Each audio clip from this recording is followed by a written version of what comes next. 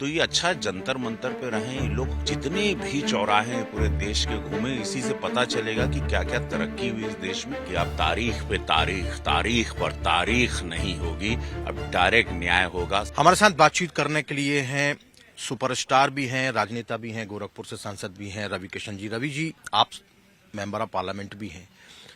सारे के सारे विपक्ष के नेता जिनको निलंबित किया गया था, आज वो जंतर मंतर पर प्रोटेस्ट करने वाले हैं, क्योंकि जो लोकतंत्र की है वो हत्या कर दी है सरकार ने।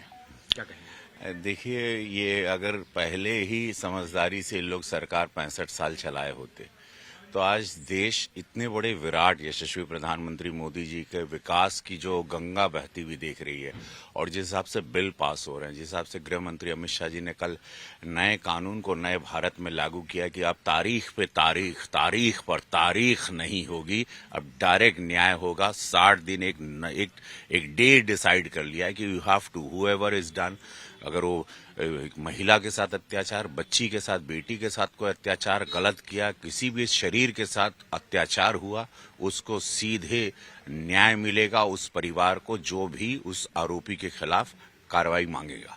अब ये नहीं कि इंतजार करो, कितने लोग इसीलिए कोर्ट कचहरी नहीं जाते। तो ये सारी चीजें सुन के ये जैसे बिल आ रहे हैं, जैसे कि 22 जनवरी, एक्चुअली ये 22 जनवरी को राम मंदिर का जो उद्घाटन हो रहा है, हमको अंदर से खबर है उसको लेके भी बौखलाए। 3 राज्यों के बाद तो ये पगलाए थे ही, अब उनको है कि 22 जनवरी के बाद यशस्वी प्रधानमंत्री जी एक और विराट हो जाएंगे, इतने विराट की करीबन 30-40 साल विपक्ष में रहेगा। तो ये अच्छा जंतर मंतर पे रहें, ये लोग जितने भी चौराहे पूरे देश के घूमे, इसी से पता चलेगा कि क्या क्या तरक्की हुई इस देश में।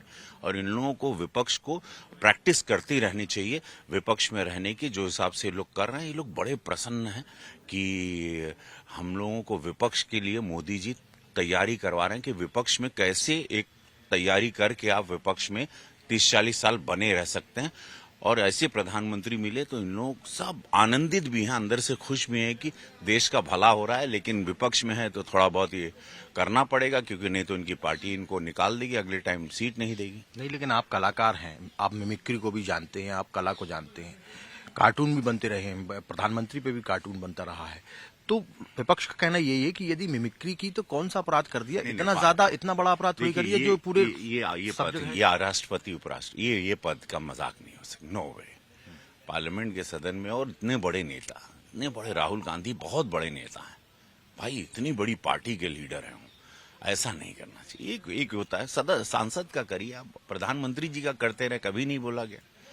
अब देखिए ना, वो नया कानून आ गया, राजद्रोह और राष्ट्रद्रोह। पहले आप सरकार पर कोई भी टिप्पणी करें, आप पर कानूनी कार्रवाई नहीं होगी। देश के खिलाफ आपने कुछ बोला तो आप पे तुरंत क्या कानून बन रहे हैं, क्या नए नए बिल आ रहे हैं, अद्भुत। ये देश विश्व गुरु बनने के लिए जा रहा है, और यही बात इन लोगों को पीड़ा दे रही है, बस दिक्कत ये है। लेकिन 149 लोगों को आज तक कभी नहीं निलंबित किया गया, पहली बार इतिहास में हुआ है। लोग कह रहे हैं ये तो तानाशाही कर रही है, लेकिन भाई मानना तो चाहिए ना। प्ले कार्ड, रोज चिल्लाना, रोज ड्रामा, बात ही नहीं।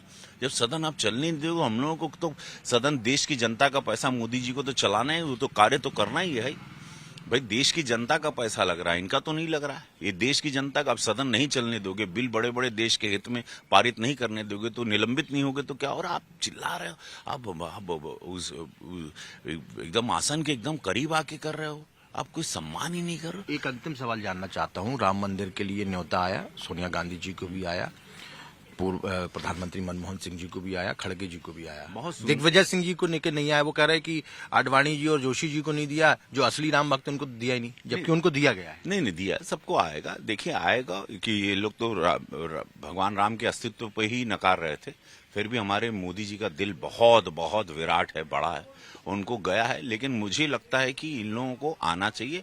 जो खबर अंदर से आ रही है कि इन लोग आएंगे तो नहीं, क्योंकि उस दिन ये वो एक्सेप्ट नहीं करेंगे। उनको लग रहा है मोदी जी का मंदिर है, ये प्रभु राम का मंदिर है, उनको लग रहा है मोदी तो आना चाहिए। मैं तो रिक्वेस्ट करूंगा, हालांकि इनकी मानसिकता सनातनी है या नहीं वो भगवान जाने, लेकिन आएंगे, सद्बुद्धि पाएंगे। गोरखपुर के महादेव कब आएगी, क्या 22 जनवरी को आने वाली है? ऐतिहासिक होगा, 5 भाषा में लेके आ रहे हैं, और उसमें पूरा आतंकवाद से लेके, लोग इंतजार कर रहे हैं।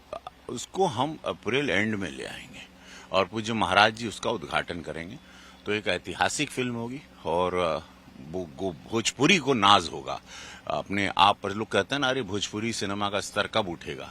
महादेव चाहेंगे तो गोरखपुर की फिल्म महादेव देख के गर्व होगा कि पहली भोजपुरी फिल्म जो तमिल, तेलुगु, कन्नड़ा, मलयालम हर भाषा में रिलीज हो रही है, और वो भोजपुरी में बनी थी, लेकिन 5 भाषाओं में। बहुत बहुत धन्यवाद हमारे साथ बातचीत करने के लिए। वीडियो न्यूज बुलेट के साथ हिमांशु तिवारी, टाइम्स नाउ नवभारत, दिल्ली।